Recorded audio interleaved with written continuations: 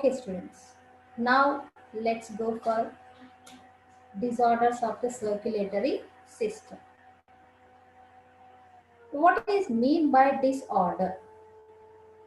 Disease and disorder. Two terms will come across in the medical terms. What is disease and what is disorder? Ease is nothing but comfort. Dis-ease means disturbance in the comfort. That is because of certain disease causing germs. Diseases may be due to disease causing agents that cause discomfort in the easiness of the body. Disorder means disturbance in the orderly functions of the system. So today we'll discuss what are the disturbances in the orderly functions of the systems and what are the causes. Let's move on. Before going in detail the disorders, first let's see what is blood pressure and flow. What is blood pressure? Blood pressure is nothing but the pressure of blood which is exerting on the wall of arteries.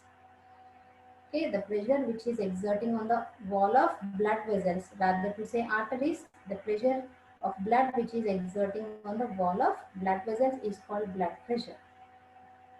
As the heart is pumping blood continuously, due to the contractions and relaxations of the muscular wall and the elasticity of the elastic lamina present lining the tunica interna of the blood vessels, blood flows in jerks.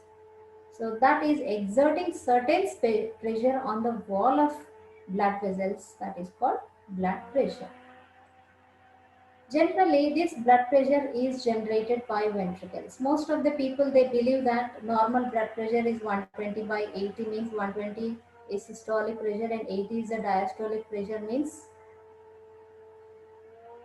120 is caused by ventricles and 80 is caused by auricles. That is not the thing. Both 120 by 80 pressure is generated by ventricles only. And the blood pressure is highest in aorta.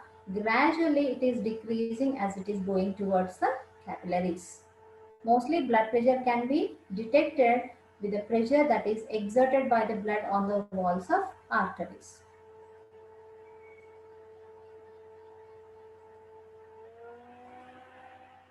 So highest blood pressure is during systole. Systole is nothing but contraction of the ventricles. During ventricular contraction, the normal blood pressure is, when the person is at rest, is 120 millimeters of mercury. And diastolic pressure is normally, it is ranging between 75 to 85. So generally we used to say normal blood pressure is 120 by 80. So first disorder which is related to the heart or circulatory system is hypertension. Hypertension is nothing but high blood pressure. So this is a chronic medical condition. Chronic means prolonged. Hypertension is a chronic medical condition in which blood pressure in arteries is elevated. Elevated means increased. The arterial blood pressure, if it increases above the normal level, and that is called hypertension, or in usual term we call it as high blood pressure. High blood pressure leads to what? It leads to heart diseases and also affects other vital organs such as brain and kidneys. So why? Because all these organs, arteries are ending with the capillaries. If the blood pressure is high in the aorta, that is resulting in the pressure, increased pressure in the arteries and further increased pressure in the capillaries. As the capillaries are subjected to high blood pressure, there is a damage of the wall of the capillaries. Hence, most of the sensitive organs and important organs are also damaged due to hypertension. So when we call the blood pressure is high, when the blood pressure is above 140 by 90 mmHg, then it is considered hypertension. And it is measured in the brachial artery of the arm by using a special machine called sphygmomanometer. This is a sphygmomanometer. I hope you all are familiar with this BP machine. We used to call it as BP measuring machine. Nothing but sphygmomanometer. It was discovered in the year 1881. The clinically applicable sphygmomanometer was invented in 1881 by Austrian physician Carl Samuel Ritter von Basch.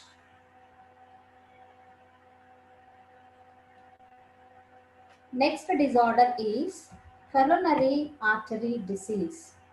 This coronary artery disease is also called ischemic heart disease. So generally, ischemic heart disease is involving the left side of the ventricle. Okay, left ventricle. It is subjected to left ventricle. So what is coronary artery disease or ischemic heart disease? It is nothing but it is a group of clinical pathological syndrome. Group of clinical pathological syndromes. Syndrome means one single disorder is subjected to expose many symptoms. If single disorder is expressing many symptoms, then that is called syndrome. So coronary artery disease or CAD, it is also called ischemic heart disease, which is a clinically pathological syndrome. And this is one of the causes of death in men and women in United States and other Western countries, and also mostly in the industrial areas. So this is the most common or one of the main reason for death of the men and women. So what is the reason for this coronary artery disease? So why it is resulting? It results due to imbalance between oxygen supply and demand to the myocardium. This is a myocardium. Myocardium nothing but the muscles which are supplied to the wall of heart are called myocardium. As the muscles are undergoing contractions and relaxations rhythmically to pump out the blood, they need continuous supply of oxygen and other nutrients. But in this case of coronary artery disease, if there is imbalance, so where it is imbalancing, if the imbalance occurs between oxygen and nutrient supply and demand to the myocardium, if this myocardium is wanting more oxygen and more nutrients for its proper functioning, but heart is unable to pump or unable to supply oxygen and nutrients to the wall of the muscle, that results in coronary artery disease. So what are the three components? There are three components which are resulting in reduced blood flow. So blood flow to the muscles of the heart are reduced, and there are three reasons for the reduction of the blood flow. One is reduced oxygen supply, second is reduced nutrients required by the myocardium, and third one is reduced or impaired washout of the metabolic waste. As the blood supply is low, you obviously you can understand that there is no taking of waste materials from the wall of heart which are formed due to metabolic activity. So three components are taking place during coronary artery disease. One is reduced oxygen supply to the muscle or myocardium, reduced nutrient supply which is demanded by the myocardium, and third one, reduced washout of metabolic waste which are accumulated in the wall of the myocardium. This ischemia, so narrow blood vessel reduce the blood flow to the heart causing ischemia. Ischemia is very dangerous when compared to isolated hypoxia. Hypoxia means low supply of oxygen. Only oxygen supply is deprived to the muscular wall when compared to nutrients and the other things. But here in this case of coronary artery disease, besides oxygen, nutrients are also less supplied to the wall of muscle, and washout of metabolic waste is also not properly occurring. And the reasons for low supply of oxygen and why this heart is supplied with low oxygen and low nutrients means severe anemia. The first reason for coronary artery disease is severe anemia. What is anemia? Anemia means less amount of hemoglobin present in the blood.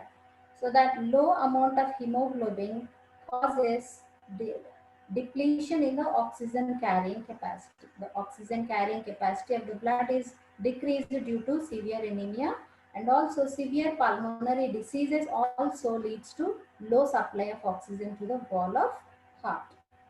And shunting of blood within the heart. Sometimes shunting of blood takes place. Shunting of blood means that oxygenated blood mixes with deoxygenated and deoxygenated blood mixes with oxygenated. Whenever the blood gets mixed, there is low supply of oxygen to the wall of heart. And finally, it results in reduced blood flow to the ventricles. And common causes for coronary artery disease is called atherosclerosis.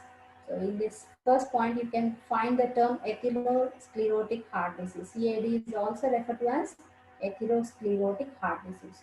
What is meant by atheroma? Have you ever heard this term, students? No. Atheroma means fibrofatty block formed in the intima. What is intima? The layer of the arteries.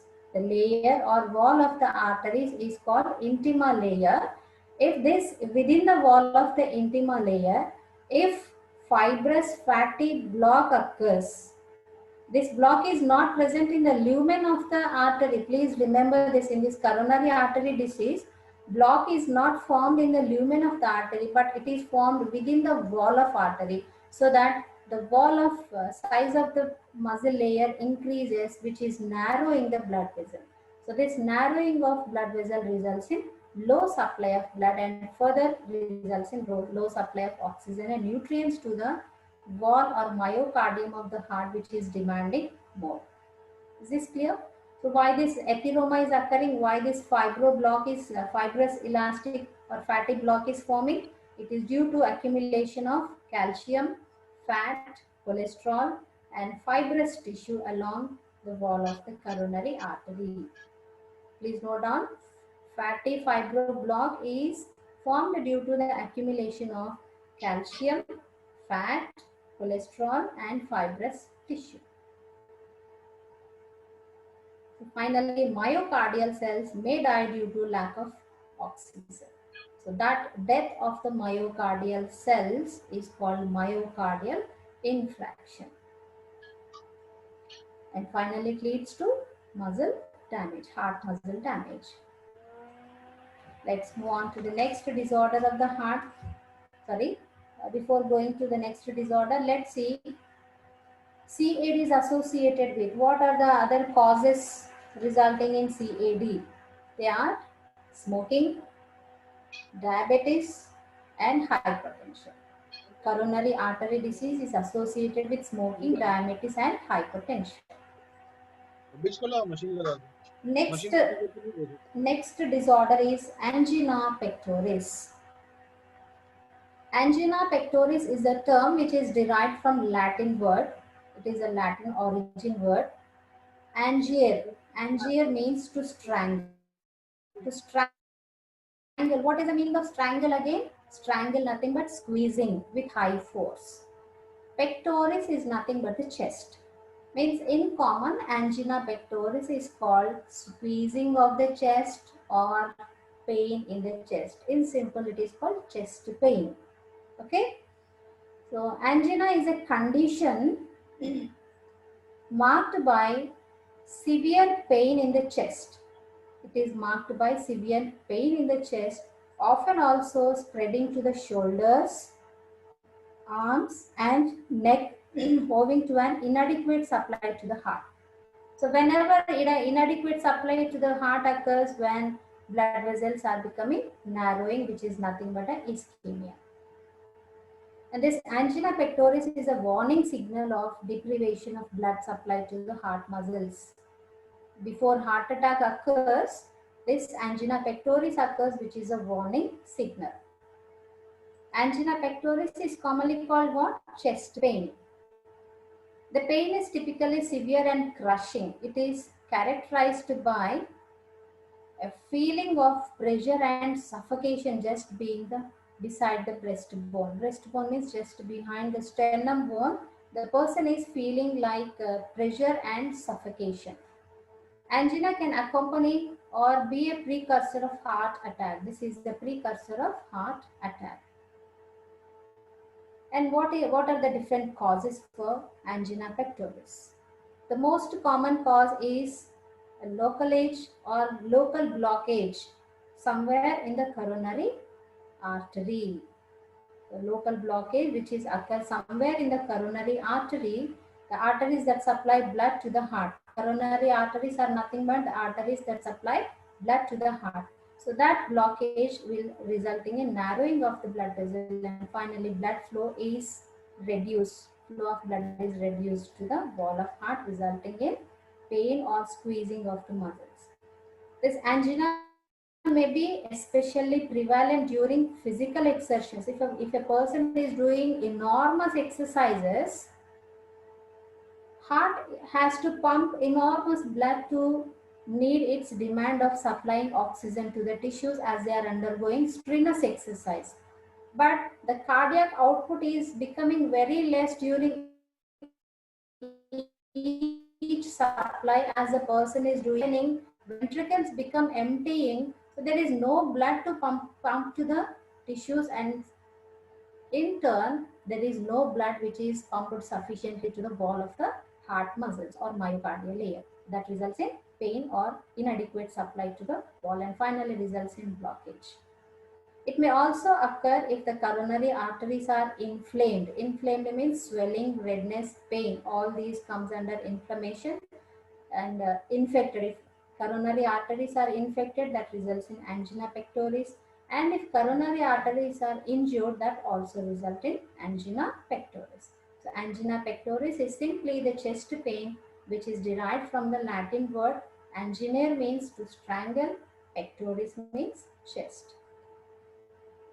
So it is more common among the middle-aged and elderly people. Major risk factors for angina pectoris are: number one, smoking, diabetes, high cholesterol, and high blood pressure, that is hypertension. These are the major risk factors of angina pectoris. Let's move on to the next disorder, heart failure. It is also called myocardial infarction or heart attack. What is meant by heart failure? In simple, we can say heart failure is nothing but failure of the heart to do its normal function. What is the normal function of the heart? Cardiac output. Cardiac output is nothing but the volume of blood that is pumped out of heart per each ventricle per minute. So total in 1 minute, heart is pumping near about 5 liters of blood to each and every cell.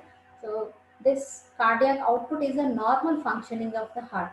If normal functioning of heart gets failed, that results in heart failure, or that is called heart failure. So heart failure means heart is unable to maintain enough cardiac output to meet the minimum metabolic needs of the peripheral tissues. The heart is unable to maintain enough cardiac output to meet the minimum metabolic needs of the peripheral tissues. In spite the cardiac, it is above the normal or above the level of the cardiac normal output. This heart failure is a clinical pathological syndrome comprising by failure of the heart to generate enough cardiac output to meet the minimum metabolic needs of the tissues.